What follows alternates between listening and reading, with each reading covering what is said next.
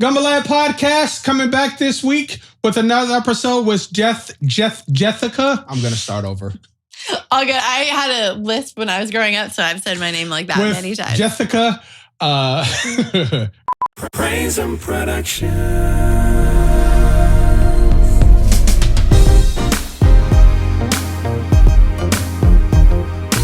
Gumbolaya podcast, CA First Cell, coming back with Jessica, Massa, talking about rupture and repair. We ended the last segment on rupture and repair, and I want to stay there.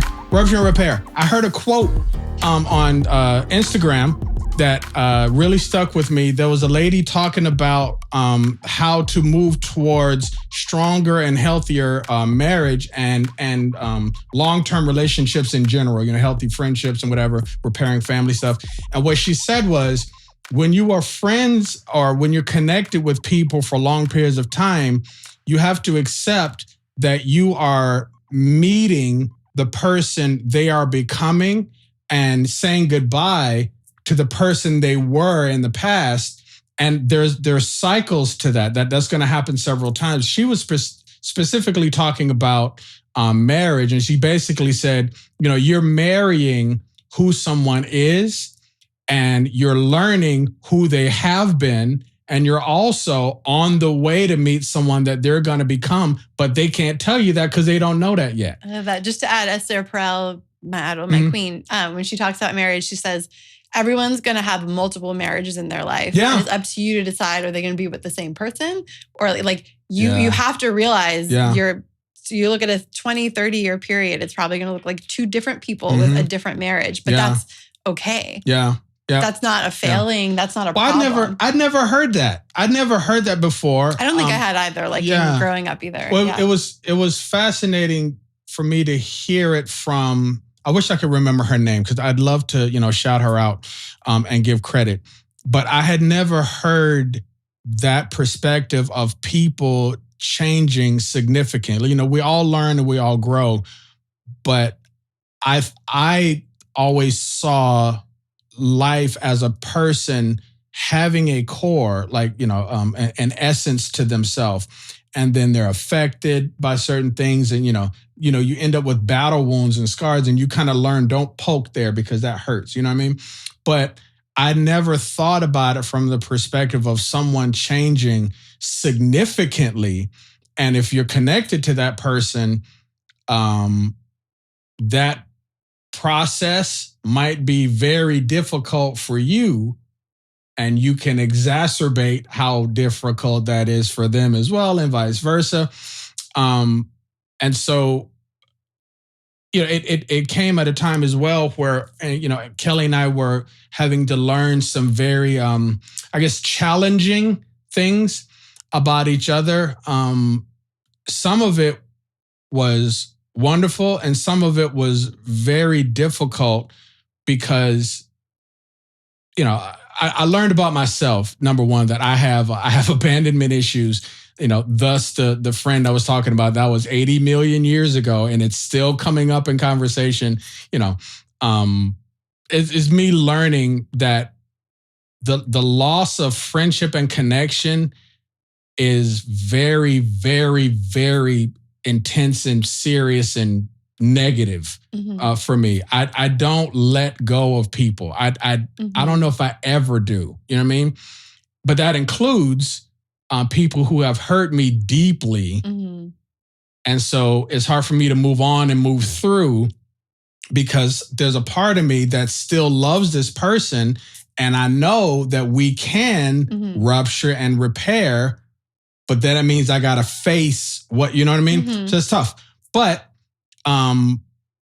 as we were learning, these things about each other, I also had to learn how Kelly does the same thing, but with different language and behavior.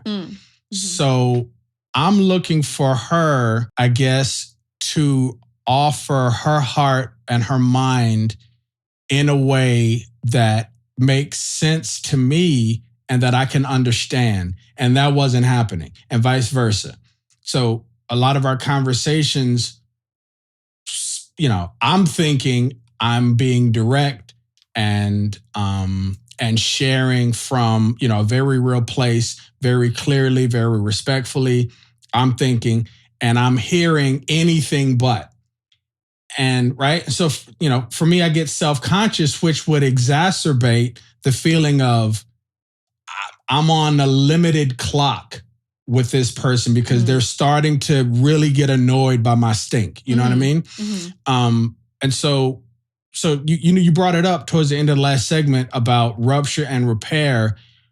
And when we talk and, in our friend gatherings, it seems to me that you've done extensive work, like educationally and intellectually, but also personally, on how to process life with intimate others and life with, just general others, and how to kind of see the line that separates the two.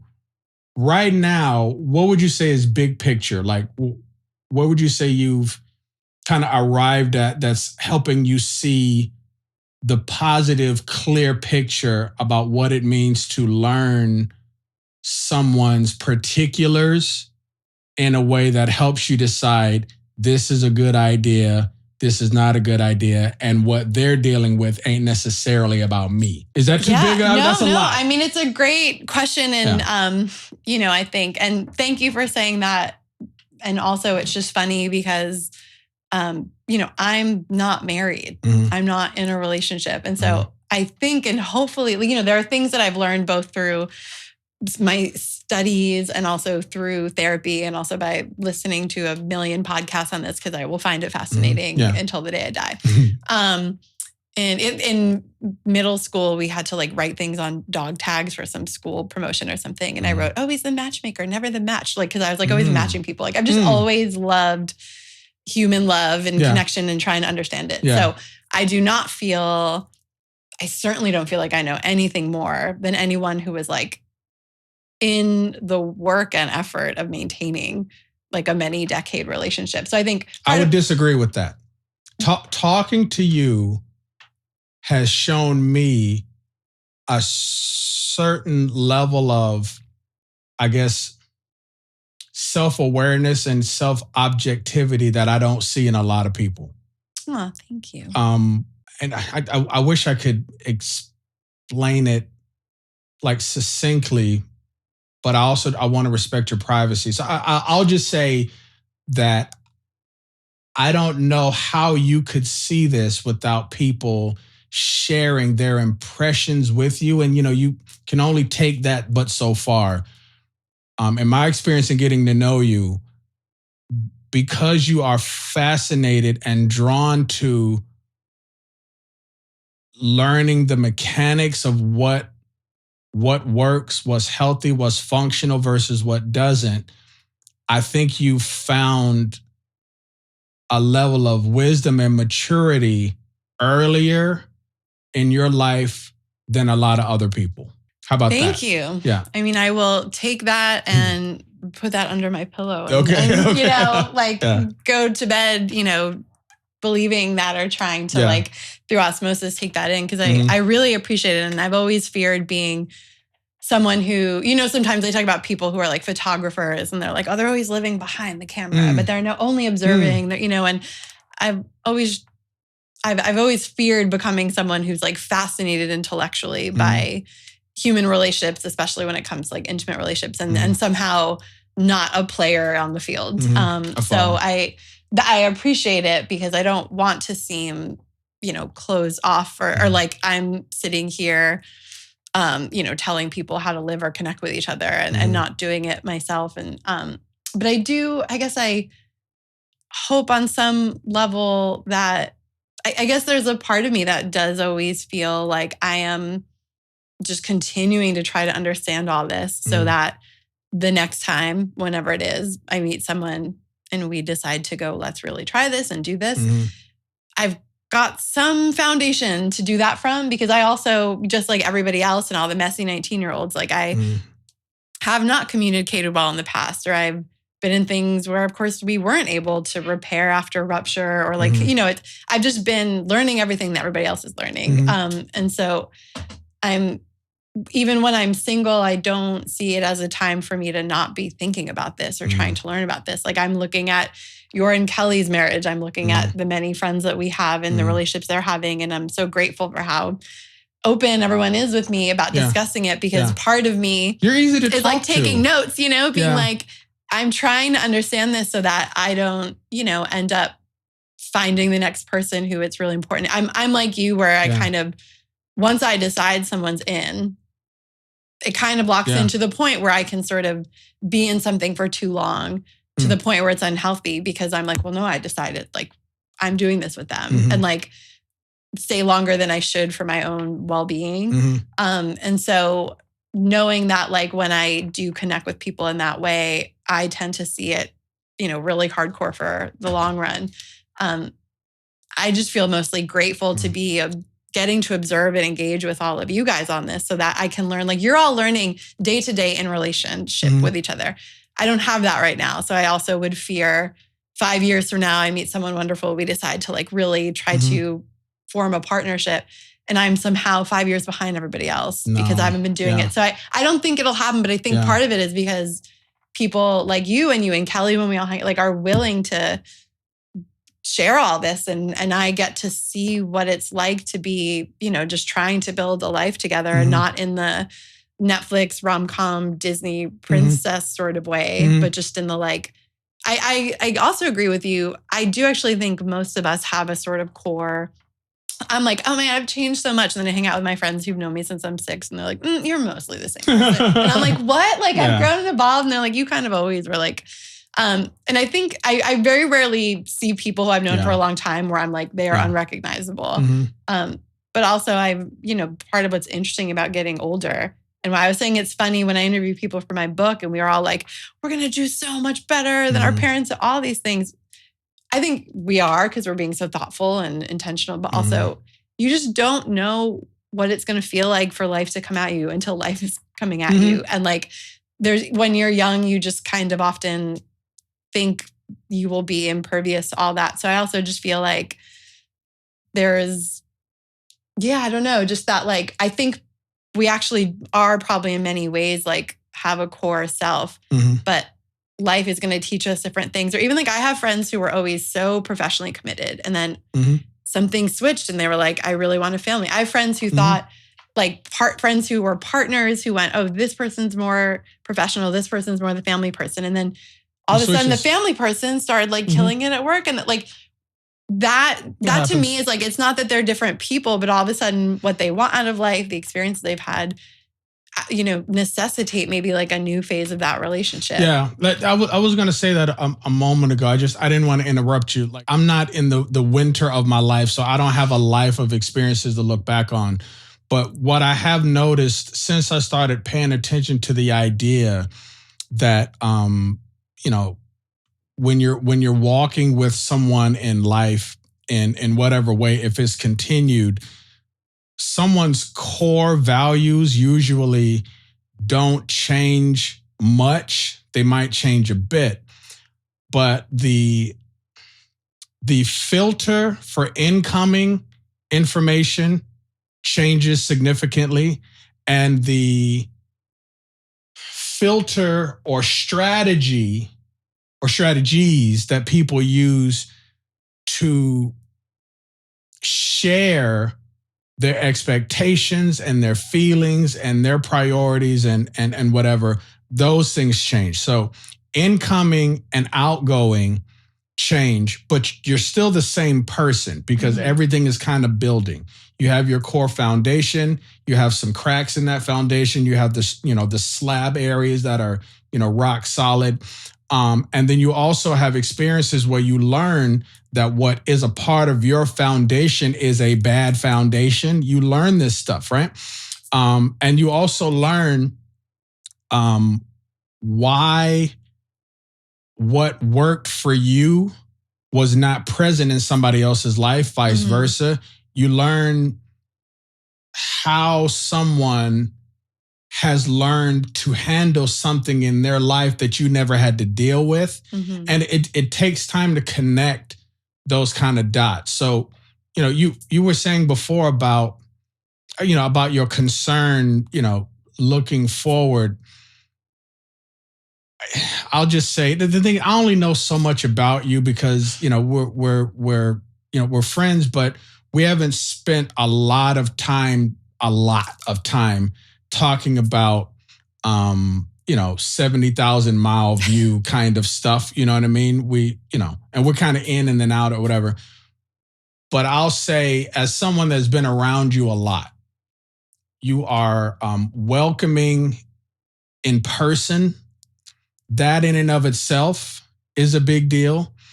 You are engaging and present when you're talking to somebody. That's a big deal, right? You were talking about how you connect with somebody on, initial dates where you want someone to kind of show you, really who they are and not just the representative or whatever. You let that out. And everybody doesn't do that, right? So number one, the fact that you allow people to get to know you is a big deal. That's a plus. I want you to remember the pluses as well. I went through a phase as well. For me, it was much more whether or not being a good guy is an effective strategy at finding someone that will choose me, right? Mm-hmm.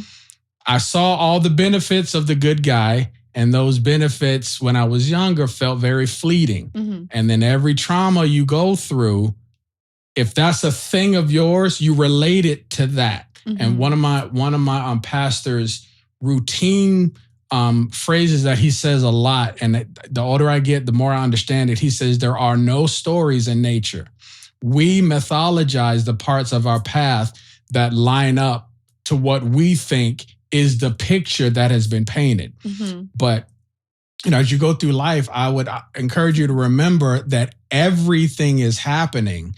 You're just noticing the things that your filter notices. Mm-hmm. You're using your flashlight and you're looking around and you're spotting the things that you think will be useful or problematic. And you focus on those things, but everything else is still there.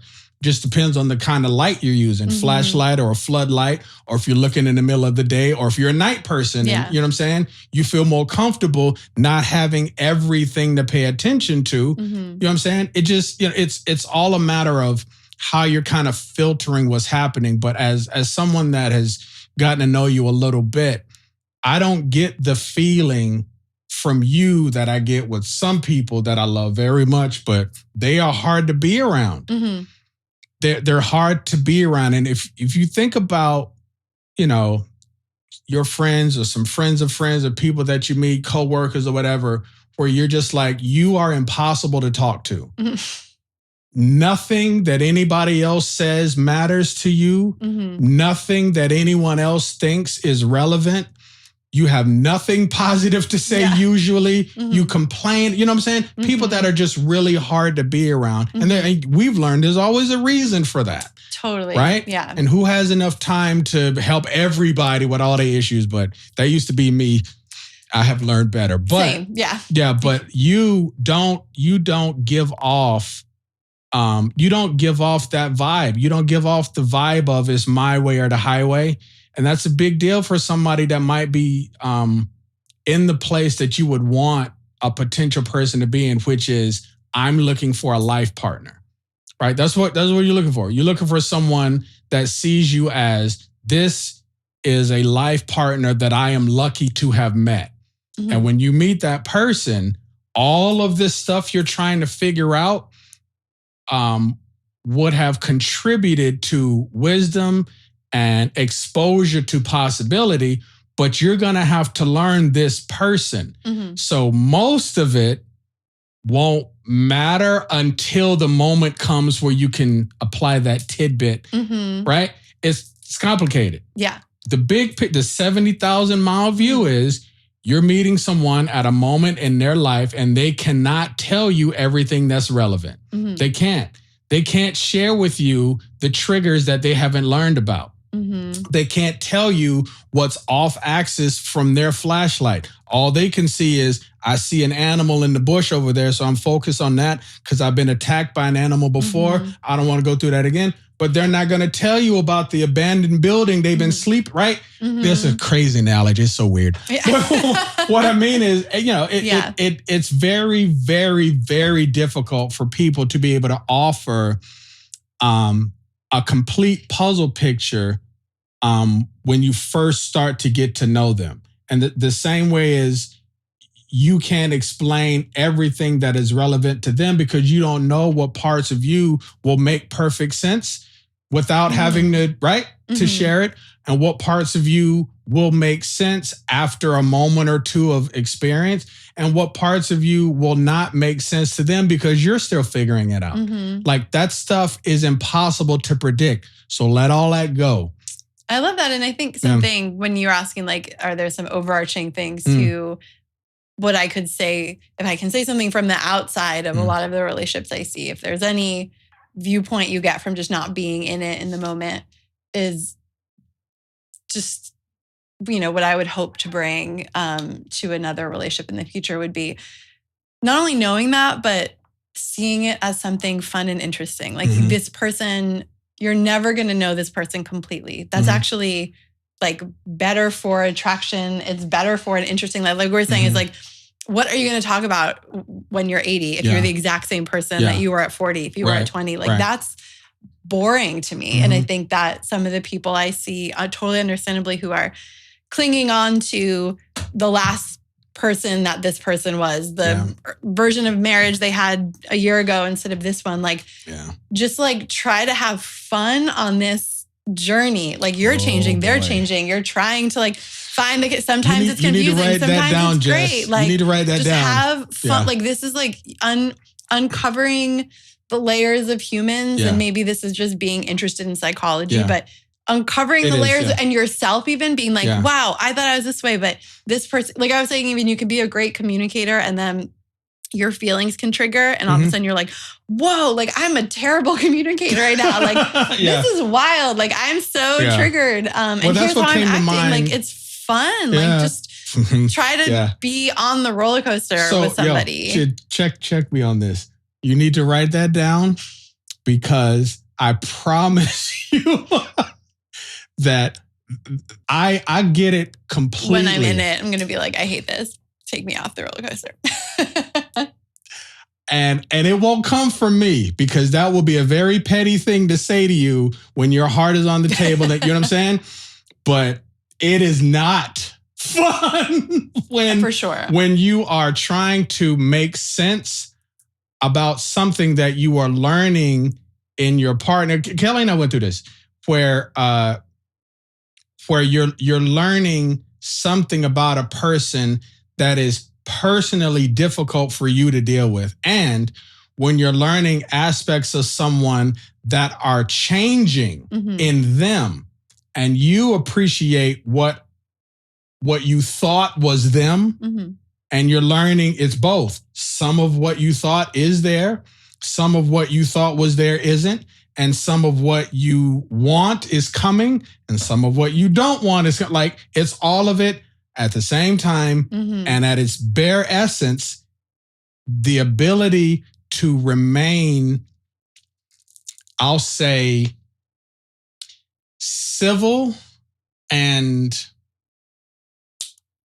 open and kind is best. They're civil and kind are similar, but there's a level of civility that they can feel different. That doesn't even include kindness. I mean, I hope it would, but that's the through line. So the happy comment is hilarious because I get it and I agree 100%. And I'm also just like, I can't wait to see Jessica be happy when she's like, what the hell, bro? And I'm sure that I won't be and they won't be. And I guess I just hope someone would give me the grace in those moments and not like, I think that, something I really, obviously I haven't been there, for example, with you and Kelly, figuring out so many things. But what I can tell from spending time with you guys as a couple is that there's a conscious choice to be civil, be kind, be understanding. Like I remember talking to a great friend of mine, and I was trying to explain to him that I like part of what I want in a relationship. And he was like, so are you saying someone can't come home in like a bad mood, can't come? And I was like, no, of course not. And I want that too. I was like, to me, I think what I'd ask for, and we'll fail at this sometimes, which is fine, but it's the asking and the trying that matters to me. Like, can we not respond sometimes the way that we want? I feel I'm not like calm and kind all the time. Like I have all the thoughts about everybody that everybody else has. And something I've tried to learn. You're human. I'm human. Yeah. And people annoy me. And often I'm annoyed and they're not even annoying me. It's just like I'm annoyed and then they're triggered. Like I don't want to be, you know. Yeah. And something I've tried to learn over time is that, and you know, therapy helps with it. You have not always, but you have a choice a lot of the time. You go, I can say the thing that I want to say. What else could I say? Like, is there a different option? And I was saying to this friend, all I want is to know that, let's say in a relationship, me and someone else would promise each other that we try to not always say the first thing that like our sort of petty selves want to say, you know? And I think like that, what I really admire about the lot of couples around me is not that they don't have parts of each other in the life they're building that come into conflict or surprise or confuse or frustrate, but that more often than not, they like choose to circle back to like, how do we repair? Or just even in this moment where you're so annoying to me, I'm just not going to, because also there are lots of families, lots of relationships where people do say the thing they want to say, where fights are happening all the time, where like, I understand the feeling of wanting to hurt someone. Like I know that I'm again, like human, where you're like, I could say the thing right now that will upset them. Probably they'll remember this, but like, I get that. Yeah. And so I think like, I really admire not couples who don't have any, I don't think that exists, like couples who aren't always kind of navigating that, but the couples who go like, I don't have to respond to everything the way my gut instinct says to, which is probably a gut instinct based in trauma. Exactly. Not actually. Well, I was going to say, well, one of the biggest differences that happens in a person's life as well as a relationship is when people's what they want to say is not hurtful, is not petty. Like you don't have a desire to win because the win is established in the reconciliation, in the repair. We don't win if I hurt you. That's a major shift from a single person's life to ward off threat or potential whatever, right? To get out of the trauma response that is necessary for survival on some levels. Within a relationship, whether it's family or friends or intimate or romantic, there comes a point where you are assuming well-intended language and behavior from the other person, even when their language and behavior is extreme or hurtful or whatever. You have accepted and resolved that they do not have ill intent in their heart for you. When you let that go, a lot of the things that come to you to say, you can let it flow freely because number one, you know they don't mean you any harm, and they know that you know they don't mean any harm. So your conversations get a lot more real and a lot less TV showish. You're saying a lot of stuff, particularly saying things like, I don't understand what you're saying, or repeating repeating what you think someone is trying to say to you so that they feel like you understand them. And one of the biggest differences I've seen that seems to be consistent is when you let go of the desire to win an argument. When you let that go, I was talking to a friend of mine, it's a young dude, and he's a very smart brother. But I know why he's like this, but he has a like a warrior mentality when it comes to relationship. He needs to prove that his perspective on a situation is the one that if she would just accept, everything's fine. And because I love him dearly, I'm always arguing with him about this. And I remember one day he was like, dude, why you always argue with me about this, yo? It's like, if I think something, why is it not okay for me to explain what I'm thinking to the point that she understands it? And I was like, because your goal is not to be understood. Your goal is to make her feel like what she's thinking is wrong. The difference is you need to figure out and learn what she is trying to say to you, because if you care about how she feels, you have to show that to her so that she then will be less guarded in trying to accept something other than what she thinks she needs to think and do to survive. She's still in the maybe phase because you haven't given her safety yet, bro. So letting go of the need to, I think I've talked about this in previous episodes, where there was just a point where the lights just went off in my head. The lights turned on. Yeah. In my head, where I started thinking about the fact that my ability to stay engaged and somewhat clear in conflict conversation and in heightened debate is a strength. And I would often use that to exhaust a person into submission, right? Now, that wasn't a negative thing when I need to try and find some footing for a particular reason that wasn't ill-intended. But what I learned is that in my personal close I feel like this in business too, but in my personal close relationships, it continued to give the impression to someone else that I didn't care about what they thought and how they felt. So my insistence on winning the argument was continuing to make somebody else feel like they lost the argument. And the biggest impact I can recall is early on in our relationship, Kelly was crying. We were having a very difficult conversation and she was crying. And she said something along the lines of, I often feel like there's no point in telling you how I feel because you're so good at proving your point. It just doesn't matter. And that hit me hard because I'm like, nothing matters more to me than how you feel, like in terms of you and me. So I'm like, what in the world am I saying and doing that makes her think that I don't value at a very high level, right? And, we had many conversations like that where she didn't feel heard. She didn't feel, regarded as a partner and my, I guess, skill with the gab often made her feel, I don't know. It was very difficult for her to feel like we are finding solution. She more so felt like my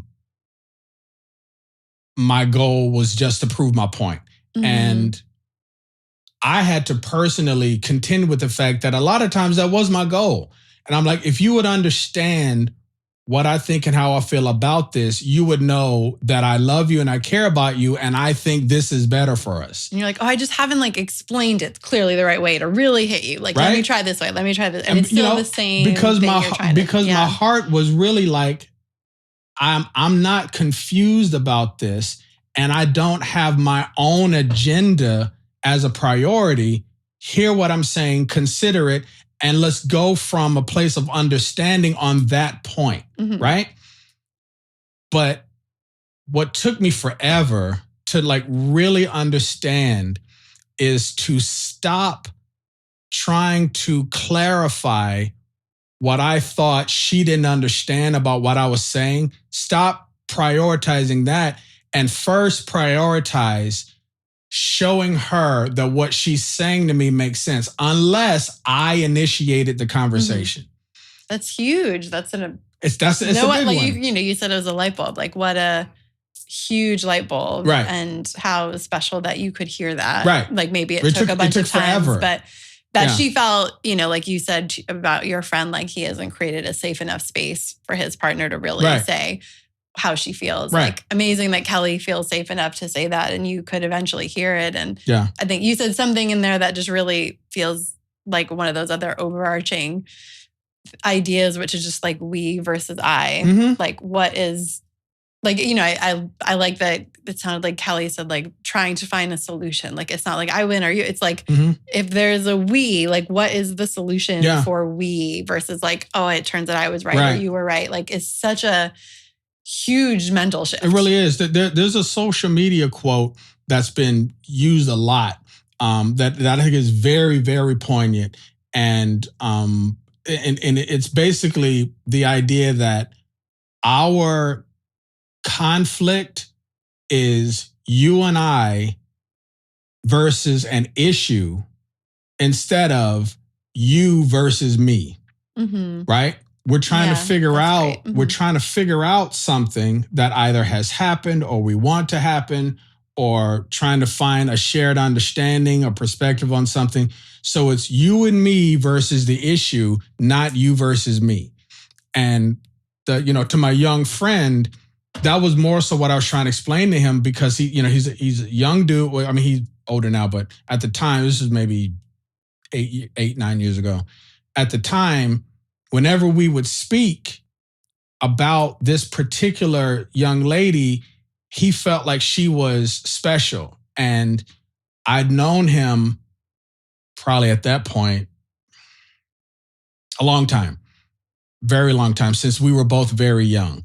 And so I'd seen him through other relationships, and we talked about that a lot. So me knowing his kind of go-to and why he was very like protective of his side of the issue being held in at least equal regard, I know what it was from. I know where it's from. Like his dad is a very dismissive man, and he had to fight for the feeling of, I guess, relevance or significance at a basic level. So, a lot of those kind of conversations have kind of led to what I am trying to remember to focus on when I'm talking to people about giving, the stealth bomber level perspective is either, for the ones that are new to the concept, I give 4. For ones that want to go deep, I give 9. So the 4 is dignity, honor, love, and respect. The ability to have a conversation without ever breaching any of those, right? So I was saying before, civility and kindness and whatnot, like treating people with dignity because they are a human being, right? Strengths, weaknesses, experience, inexperience, maturity, lack of it, treating people with the dignity of simply being another person on the planet. Like if you haven't figured that out, and I'm saying this is something to think about if you don't think about this a lot. If you don't have a basic level of dignity for anybody else who's just alive, that's a you issue. That's a you thing, right? It's not somebody else's responsibility to earn dignity, right? Having a sense of how you want to honor people in your life based off of who they are, I guess, in your life, and also who they are in life, period. What is the level of honor you think a cashier deserves versus the gas station attendant versus your post person versus the waitress that brings you your food? The idea that, the saying that the way you do one thing is the way you do everything. So, you know what I mean? Do you think everyone has dignity or do you not? And if you don't, it's probably going to show up in some fight with your partner down the line. Do they deserve is a question you got to answer. Now, for me, there has never been a point where I felt otherwise. It might be harder to show it to some people based off of things that might have happened with us or whatever. But I think I was nurtured to look for the repair because everybody, I distinctly remember all the time. I got to tell the story. I distinctly remember talking to my mom once. So there was a situation that happened with a friend, and me and the I have to wrap at 6. You got to wrap at 6, and it is almost 6. So I'll cut this up. Quick cut, we'll continue. If it's my time, then it's my time. Worry about yours, 'cause I got mine. 'Cause I got mine.